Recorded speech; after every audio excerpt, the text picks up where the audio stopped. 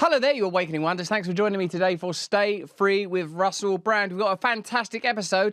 We're, of course, going to be talking about Luciferian worship. We're going to be talking about the culture war reaching a global scale. Can we even have a global culture anymore? The more they push for globalism, the less likely it seems to be achieved when there is so much obvious division. Once the Olympics would have been a happy distraction, now it is a battleground for the culture war, with people being unable to agree as to whether or not formerly male athletes that have transitioned ought be able to compete, whether or not Christianity and its sacred artifacts ought be ridiculed. We'll also be talking about the emergence of new nationalist movements and the fact that they are now not derided in the way they once were, perhaps because of the incredible overreach of globalism. And who better to discuss all this with than your favourite Celtic lilting poet, commentator and creator of glorious content, Neil Oliver. Neil, thanks so much for joining us today. Always a pleasure, Russell. Happy to be with you always. Neil, we'll do the first 10 minutes of our conversation available widely, but then we'll be exclusively streaming on Rumble simply because the condition of your hair will be eventually subject to a ban. You cannot be your age and have hair that silky on an Alphabet or Meta platform. They won't allow it. They'll censor it. They will prohibit it. You're looking very well today. That's why I grew the beard, to cover the chin strap that holds on the wig. You look remarkable. I know you've posted a lot about the Olympic opening ceremony. And I suppose, in a sense, there are few people remaining that would say, oh, it was appropriate, what's the big deal? In the name of inclusivity and diversity, it's helpful and acceptable to celebrate diverse forms of identity and ethnicity by deriding potent Christian imagery. Like, diversity and inclusivity don't need to be earned at the cost of sacred traditional values, I suppose, would be a good place to start. And what's your perspective on it, mate? Oh, it's so difficult to read what was or wasn't intended by any and all of it.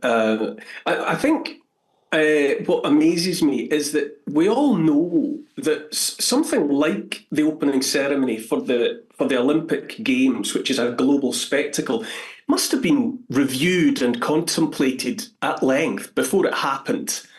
I mean, if you anything, be it a story before it goes in a newspaper, or a feature before it turns up in a magazine, or something is broadcast, people analyse it endlessly and painfully to see, how such and such a thing might be interpreted. So it just seemed completely disingenuous the way the opening ceremony happened, and then within what you might describe almost as a matter of minutes, the French regime was kind of apologising for and withdrawing aspects of it, and footage was being deleted from the internet, as though nobody meant any harm here. But I fail to see how you could have had a look at what was planned and not predicted that in the traditionally Christian West, some of the imagery wasn't possibly going to cause offence. It just seemed utterly disingenuous. Okay, so what we will do is, first of all, we will have some people dress up as Jesus Christ. We will have a little child. We'll have some drag queens. And then we reveal a blue cadaverous figure to be eaten. Good, this is good so far. Yes, check. Let's just have a look at a few of the moments. And yeah, it's difficult to imagine, Neil, that when at the planning stages, at the stages where it was being sort of plotted out just in terms of images and choreography, that it didn't cause some French eyebrows to be raised. Let's have a look at a few moments together. Performing the song King. Costumes? None other than Louis Vuitton.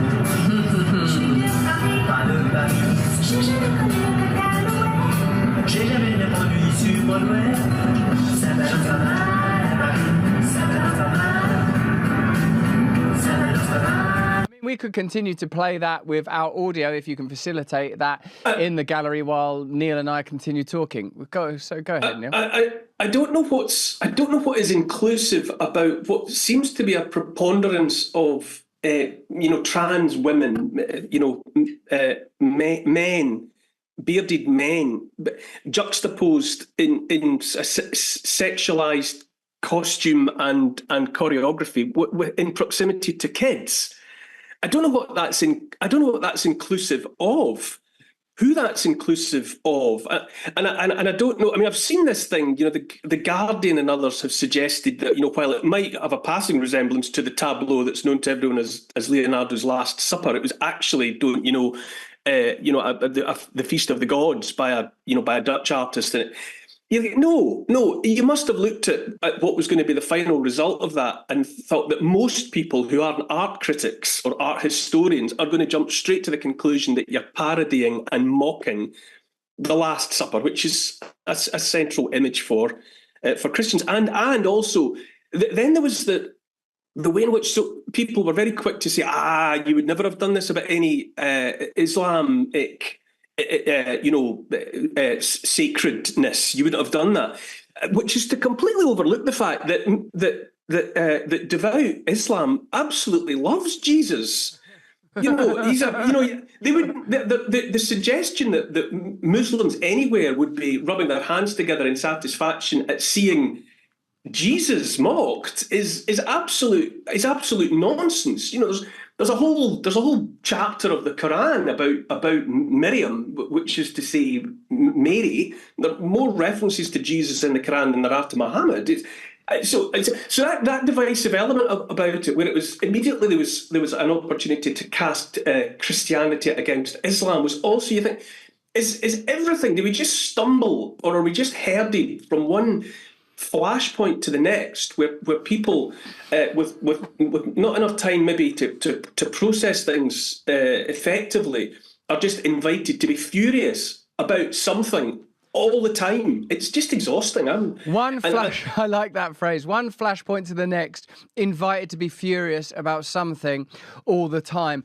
If I might guide you to my own interpretation of that flashpoint, isn't implicitly the problem embedded in globalism the idea that we have desanctified and desacralized our cultural spaces and replaced it with a new materialistic, rationalistic power. I was speaking to a priest the other day. That's what I do. And he said that the Enlightenment, this is rather brilliant, Neil, you'll like this. The Enlightenment might be regarded as the flooding of the previous light of Christ, who bears the light to the world, with Luciferian light, i.e. the Enlightenment, if it could be, and forgive the reductivism, be calcified into a single mental object, is the idea that mankind is the summit of all hierarchies. And if human beings are the summit and there is no God and there are no principles, that the individual is the apex and the sovereign, then it's okay to meddle with nature. It's okay to alter your own nature. It's okay to denigrate sacred principles. It's okay to be morally relativist. It's all sorts of ideas become permissible when you extract God. And don't you think that the Olympics as a ceremony, which I suppose would have always been pagan by its nature, at least at its point of origin, is now being used as an object to demonstrate that power now has overrun Christendom. There is not only, as you point out, Christendom, but in fact a religious purview, full stop. Materialism as one, rationalism as one, globalism as one. Be who you will, do what thou wilt shall be the whole of the law.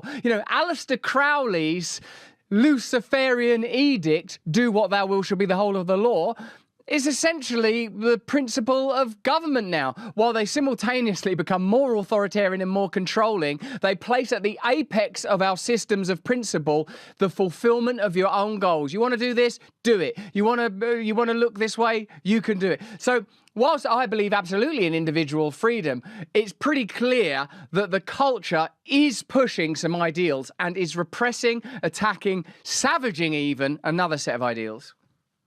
Yeah, but I hear all that. Yeah, and you're right. I mean, I suppose you could say it's like the replacement of the natural light of natural daylight and sunlight with throbbing fluorescent tubes. There's just no comparison between the value to be derived from natural light in every sense and artificial light. And if it's the replacement of the light of religiosity, or not religiosity, spirituality, with materialism, then I can follow the line of that analogy, and it works. But at what point do the people that have a problem with spirituality or God get over it? I mean, you go all the way back to the English Revolution in the 17th century, so that Cromwell felt the need to cut the head off the king. And then there was the appalling things that happened in Ireland, which were direct. Felt the need. He felt the need. I'm feeling the need for decapitation. You couldn't just set that guy aside. You couldn't just give him a job with a broom sweeping the streets or something. You actually had to cut his head off. You had to take it to the nth degree, and then go off to Ireland and do terrible things there.